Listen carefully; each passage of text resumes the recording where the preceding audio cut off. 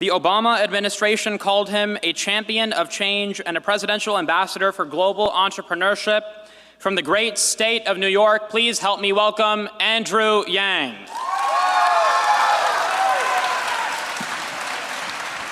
Hello, Iowa. I just want to press some flesh. Hello, everyone.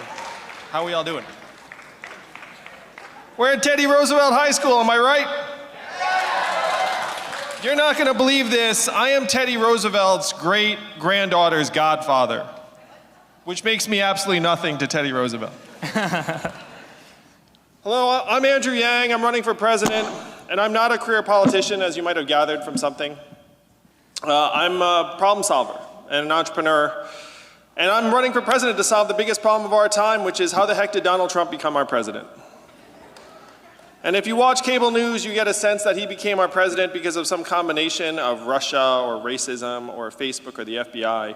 But I believe the explanation's more direct and straightforward, which is that we automated away 4 million manufacturing jobs in Ohio, Michigan, Pennsylvania, Wisconsin, and 40,000 right here in Iowa. And what we did to those jobs, we will now do. How many of you all noticed stores closing where you live here in Iowa? And why are those stores closing? Amazon. Amazon's soaking up $20 billion in business. And how much did Amazon pay in taxes last year? Zero. That's right. So that's the math for Iowa. 20 billion out, zero back. And that is why Donald Trump won the state by 9 points. That's why when you walk into McDonald's, you see the self-serve kiosk, and you see that that's going to spread to every fast food chain over the next number of years. How many of you all know a truck driver? My friends in California are working on trucks that can drive themselves. Think about what that's going to mean for the people here in Iowa. So these are the real changes that got Donald Trump elected, what experts are calling the fourth industrial revolution. We're in the midst of it, and Donald Trump is a symptom. He's not the cause, he's a symptom. Many of you have friends and neighbors, some of you, your parents, neighbors, family members voted for Donald Trump. And they voted for Donald Trump because he diagnosed the problems, but his solutions were the opposite of what we need. His solutions were, we're going to freeze time, we're going to build a wall, we're going to turn the clock backwards. We have to do the opposite of all of these things. We have to turn the clock forward. We have to accelerate our economy and society as quickly as possible. We have to evolve in the way we think about ourselves and our role in society. And I am the perfect candidate for that job because the opposite of Donald Trump is an Asian man who likes math. Thank you all. Looking forward to getting your questions.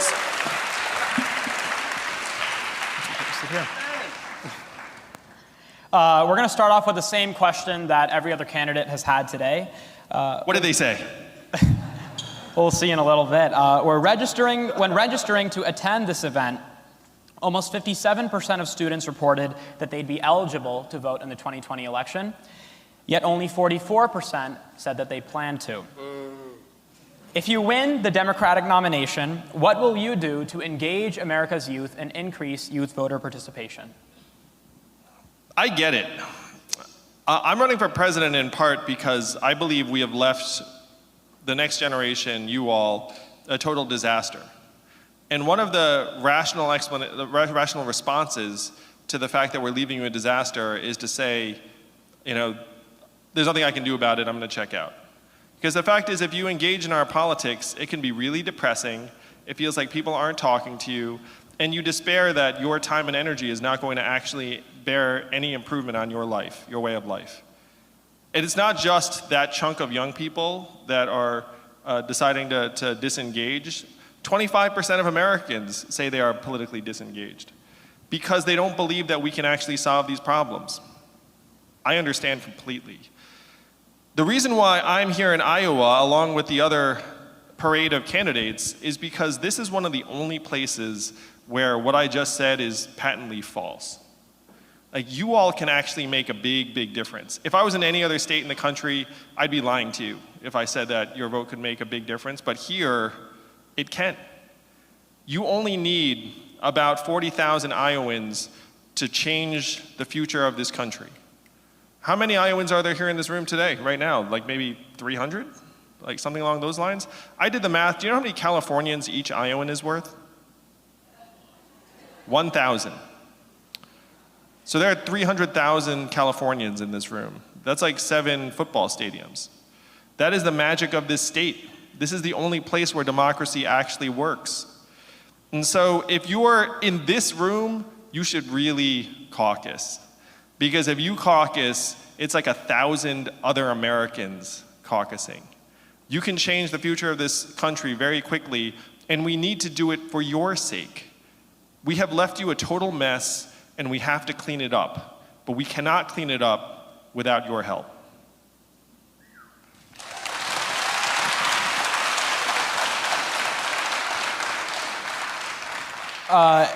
Your next question is going to come from the audience. His name is Dustin Hagler. He's a student at Hoover High School. Good morning. 8 deaths have been linked to vaping, and lawmakers are already proposing bans on e-cigarettes.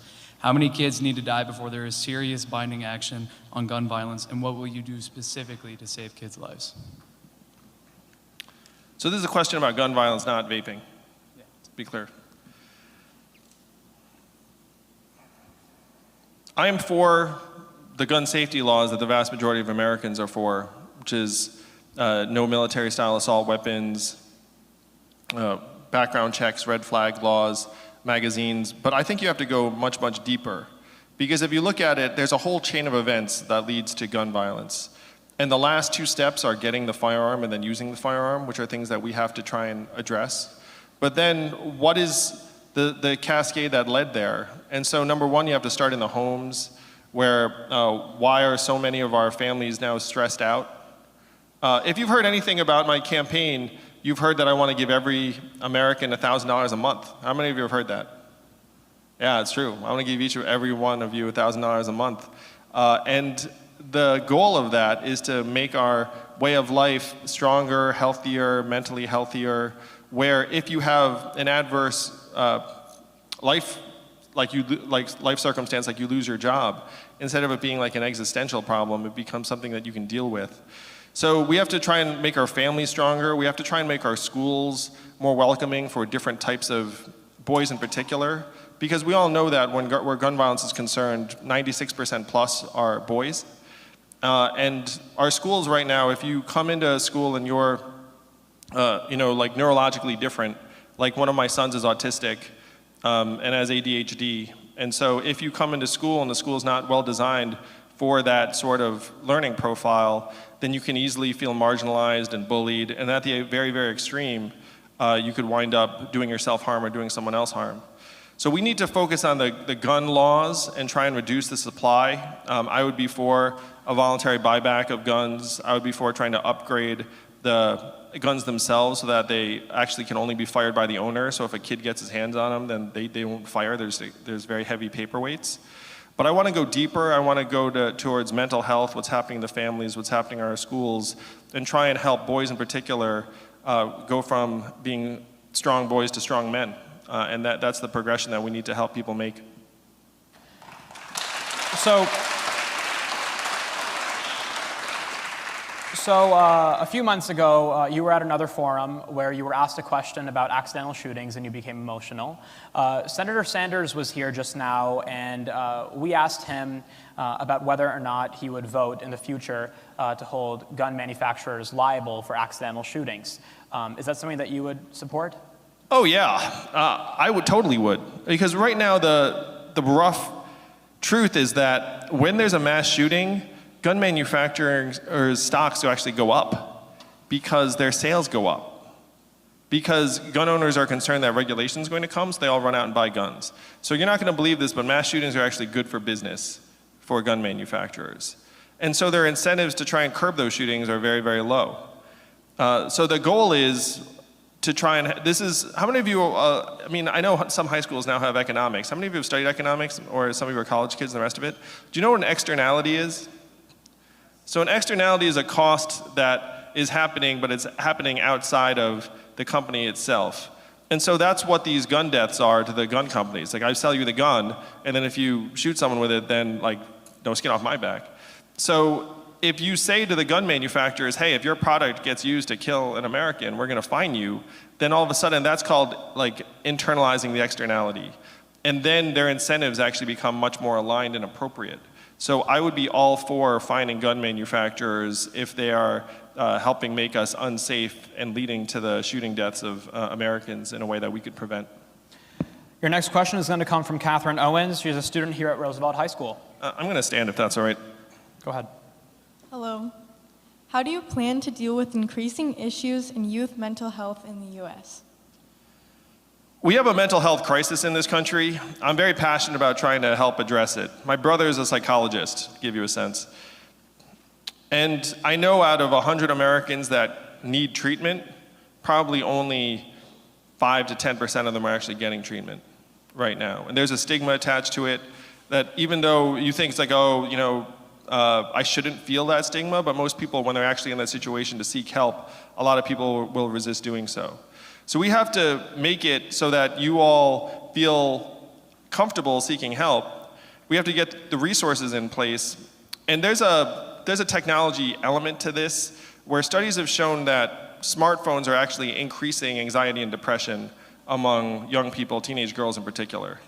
And my friends in Silicon Valley tell me that you have engineers that are trying to turn supercomputers or smartphones into dopamine delivery devices for teenage girls. And they're making millions of dollars doing it. But you know what they do when they go home? They say, no screens in my house and my family.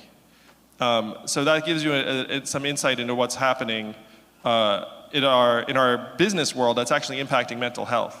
Because then you see the trends among teenagers for anxiety and depression are at historic highs.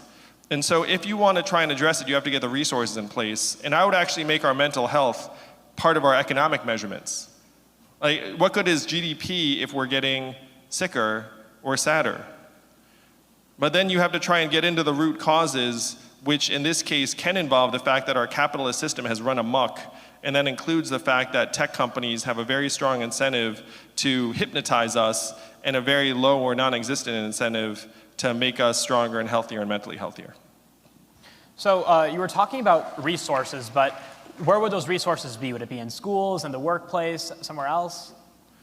Well, there are so many people that want to become therapists, counselors, psychologists, psychiatrists. There's no shortage of people that want to go into those fields. But we're artificially constraining the supply of those people through the way we're educating and training them. Mm-hmm. It's very expensive in many cases to try and seek that training, and you have to be some genius at tests to get into some of these programs. So what I would do is I would try and expand the supply over time of psychologists, counselors, therapists, social workers, and people that make us stronger. And I would reduce the cost of, I have many friends who are social workers, and I'll tell you, like, it's expensive to become a social worker, and then when you become a social worker, you don't get paid that much.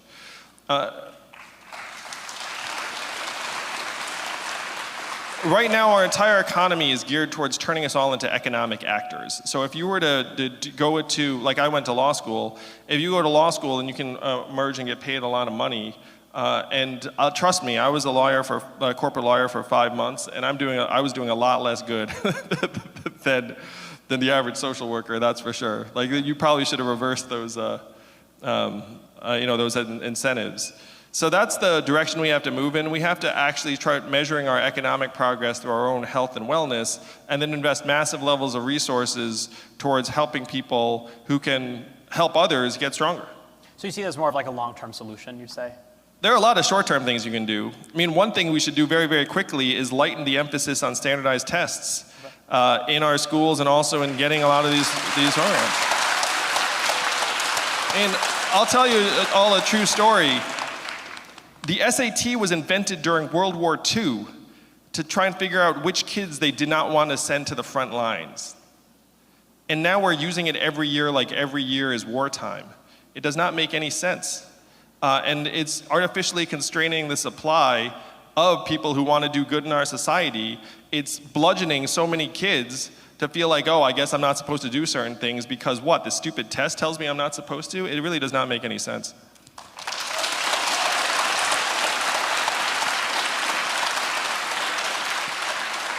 I'd like to bring in Sam Crone. He's a student at Iowa State University in Ames. Good morning, Mr. Yang, and thank you for being here today. I am a student pursuing a career in environmental science. If climate change continues at its current rate, there might not be much of an environment left for me to work on. How will you protect our environment to ensure that I have a reliable job when I graduate college? For better or for worse, you're definitely going to have a job. I guarantee you that. Because there's so much work to be done in this direction. The last 4 years have been the 4 warmest years in recorded history, and July was the warmest month ever. So climate change at this point is accelerating, and we have to try and get in front of it. We have to also be realistic. So I proposed a 5-part plan to try and move us in the right direction. Number 1 is move us towards renewable sources of energy, wind and solar. Number 2, anything, it costs all the rest of us. So again, you bring it back to the company and say, hey, you polluted, like you should pay. And then guess what? They'll pollute less. That's just the way companies operate. So you have a carbon fee and dividend, but then you have to go to the rest of the world. The rest of the world's 85% of emissions. And right now, in Africa, they're burning coal. They're burning coal because it's cheap and it's dirty. So if we want them to move off of coal, then we have to go to those societies and say, we have a better form of energy for you and it's cheaper. We're gonna have to subsidize it. We're gonna have to invest in it. They're just gonna do whatever the lowest cost option is. The third thing I would do is invest billions of dollars in making our communities more resilient before the fact. You all saw the floods last summer here in the Midwest, so this is not a coastal phenomenon alone. And it's much more expensive to rebuild after the fact than to try and make our communities safer and more resilient from the get-go. You can actually save a lot of money if you invest ahead of time. That's not the way America operates today. America just reacts. Like after you destroy my town, then I guess we'll rebuild. We have to make the town safer in the beginning. We have to try and move our people to higher ground, both literally and figuratively. So this would be, and for anyone, this is very dramatic, but we actually already moved people in Louisiana whose town was going underwater to another part of the country. So this is already going on. If you had $1,000 a month, it would also help make everyone safer from climate change, because then if there is a disaster, you have a car to get into, you have some place to go. And I would have a constitutional amendment saying that it's a responsible. There's a proverb that the best time to plant a tree is 20 years ago. The second best time is now. That's what it is with climate change. We should have done it 20 years ago, but as president, I'm going to do it right now.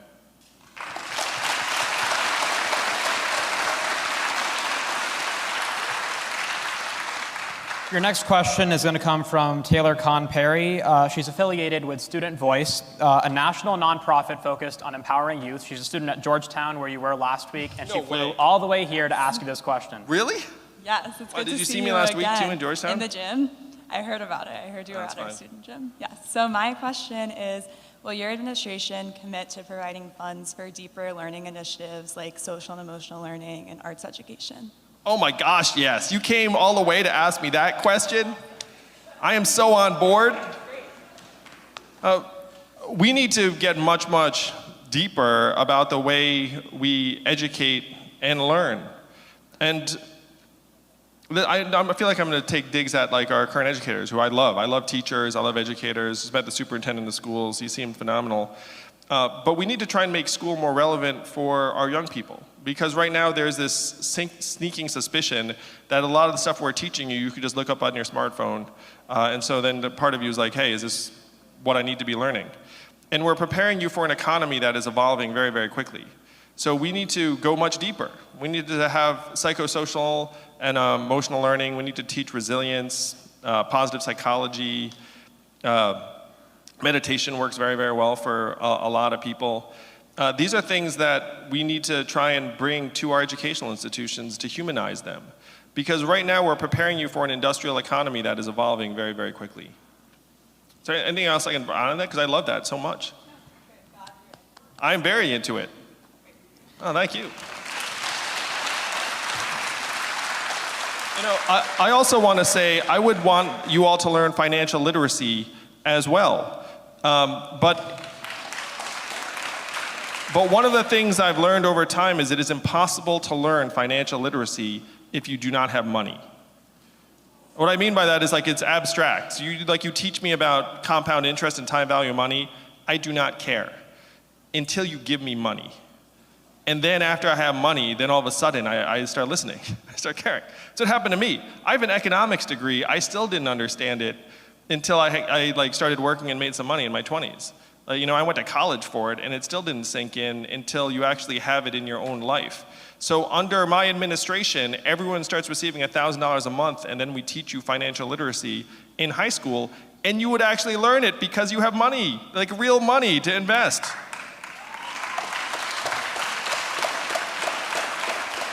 It would also be a $12,000 a year raise immediately for teachers who deserve that and more.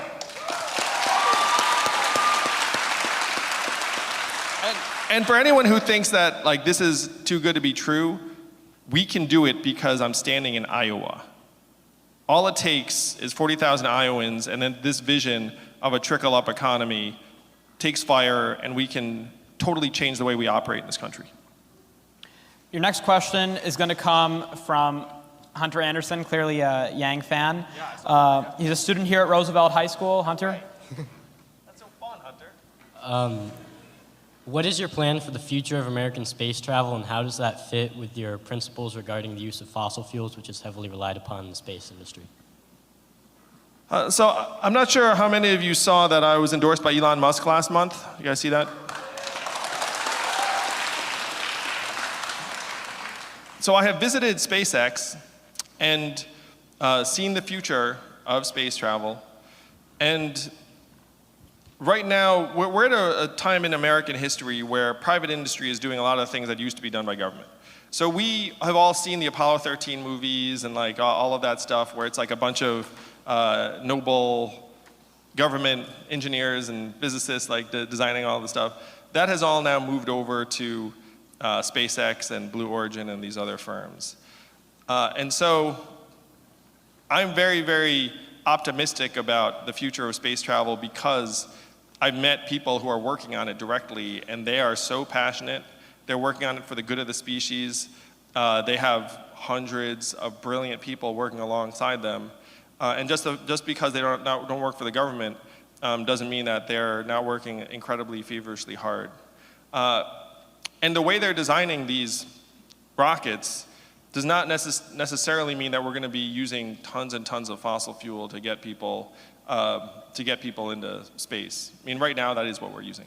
But there are other things that we can use that would provide the same levels of energy that we need.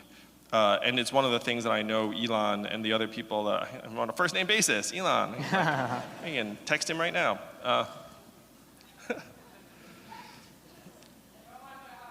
Yeah, seriously. I know that Elon feels very, very strongly that, and it's one reason why, his other project is obviously Tesla, which is trying to move us towards electric cars to lighten our dependence on fossil fuels. So they're very much linked together. But we can do it, for sure.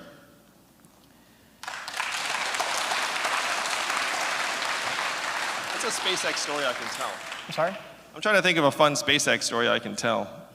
We have time at the end. Your next question will come from Runal Patel, a student at Drake University here in Des Moines. Mr. Yang, next summer we will celebrate the 30th anniversary of the passage of the Americans with Disabilities Act, which was sponsored by Iowa's very own former Senator Tom Harkin.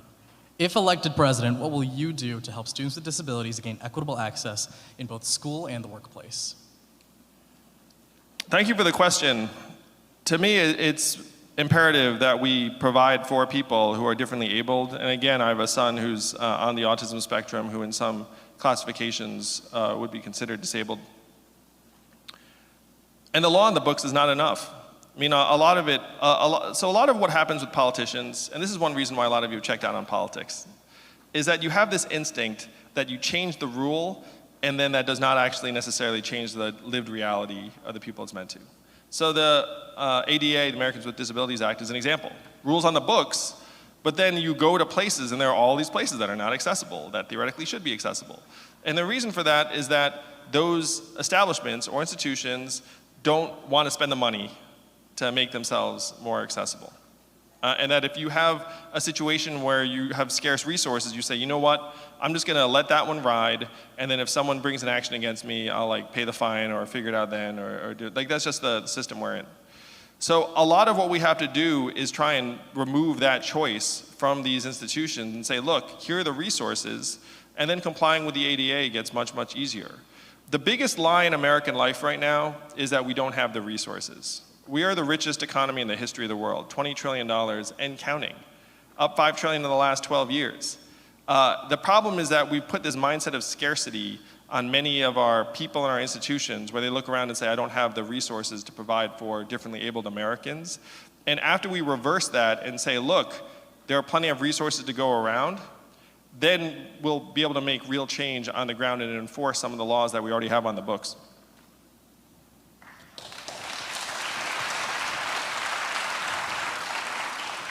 Your next question will come from Mr. Richard Bell. You're not a teacher. student. I mean, I'm not. No, I'm not. He's a teacher at the Maharishi School in Fairfield. Drove 2 hours to be here. Mr. Bell? Good morning. Wow. I do teach at a school that hosts students from more than 30 countries.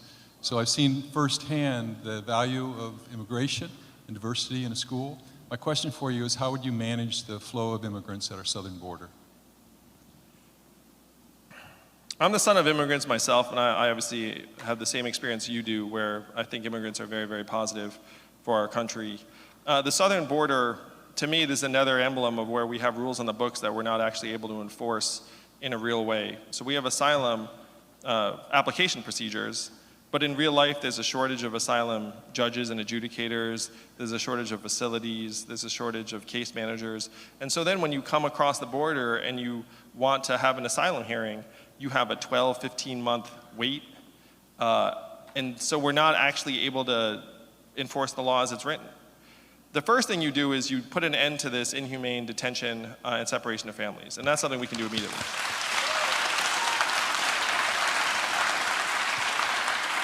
As a parent, that stuff's unconscionable. But we all kind of sense why it's happening, is that you have this inhuman bureaucracy where no one has real responsibility down at the border, and you have these policies in place, and then people become capable of things they would never be capable of in civilian life. Like if you took someone who's working at the southern border right now and said, hey, separate this toddler from their parent, they would never do it. But then in this circumstance, they say, well, I guess it's my job, and I guess this is the policy, and I guess I'm in this facility, and then you do it. So what we have to do is we have to put the resources to work to actually live up to what our policies are.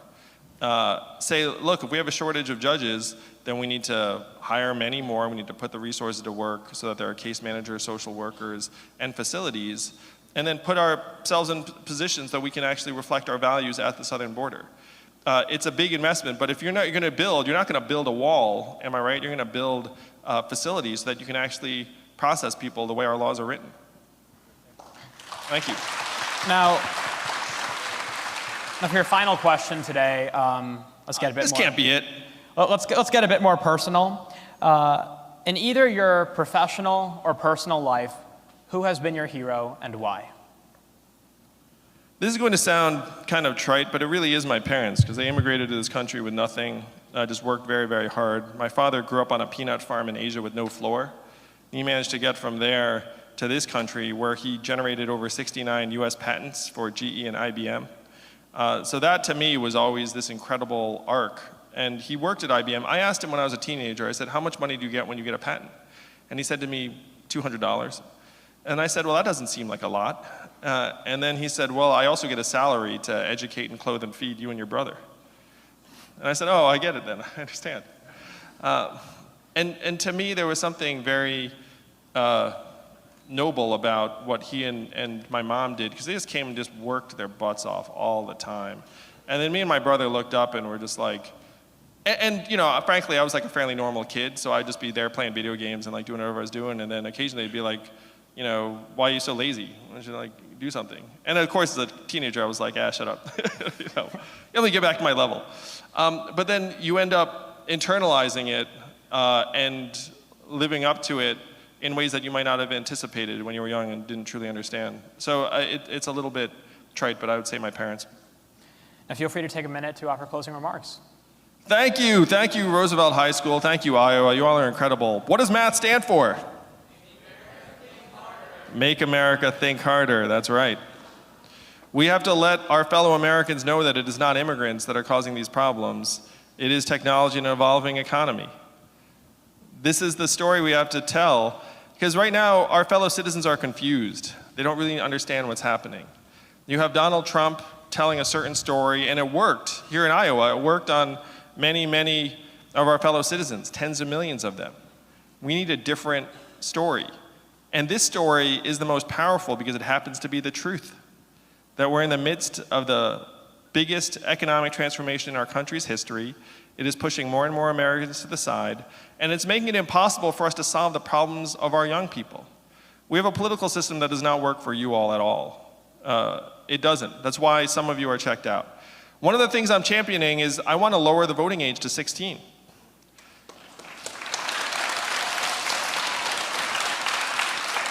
And I'm going to walk you through why it makes total sense to lower the voting age to 16. Number one, the younger you are when you vote, the more likely you are to vote throughout your life. So then, if you get people voting young, then guess what? They'll vote forever. Number two, right now the electorate tends to skew older, and that ends up influencing policies that would not reflect the needs of this generation. Number three, you're going to be on this planet longer. I mean, if anyone has a stake, it should be you all, right? Not like, no offense to anyone, but like if there's like some 96-year-old at death's door, it's like, come on, you're not going to be here for very long. It's like, whereas you guys are going to be here for a long time.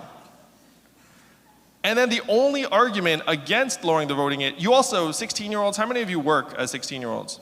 That means you pay taxes. And you pay taxes and you don't vote? That doesn't seem right. The only counter argument to having 16-year-olds vote is that you somehow don't know that much about politics. To which I'd suggest there are a lot of Americans who don't know that much about politics. They're called low information voters. That's actually the technical term for it.